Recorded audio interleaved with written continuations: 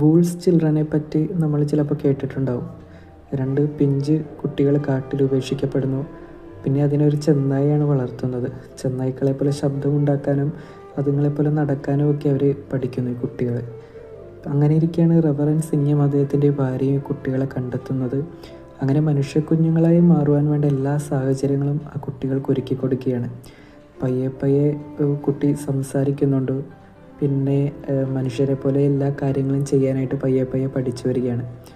അങ്ങനെ അവരുടെ യഥാർത്ഥ രൂപം, വ്യക്തിത്വമൊക്കെ മനസ്സിലാകുവാനായിട്ട് ഇവർ സഹായിക്കുകയാണ്.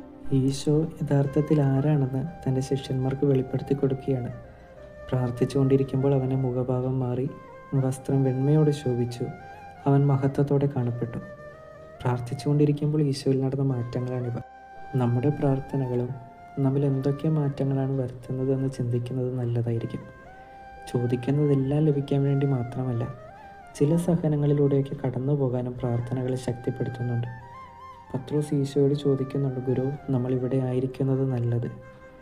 നമ്മുടെ ജീവിതാവസ്ഥ എന്തൊക്കെ തന്നെയായാലും ആ ദൈവിക സന്നിധിയിൽ ആയിരിക്കുക എന്നതാണ് പ്രധാനപ്പെട്ടത്. അവിടെ ആയിരിക്കുമ്പോൾ കിട്ടുന്ന ഉണർവ്, ഉന്മേഷവും ഒക്കെ ചിലപ്പോൾ കിട്ടുന്ന ദൈവിക അനുഭവങ്ങൾ തന്നെ നമ്മൾ ഏൽപ്പിക്കപ്പെട്ടിരിക്കുന്ന ദൈവിക നിയോഗം പൂർത്തിയാക്കാൻ നമ്മളെ സഹായിക്കും. ദൈവം നമ്മളെല്ലാവരെയും അനുഗ്രഹിക്കട്ടെ.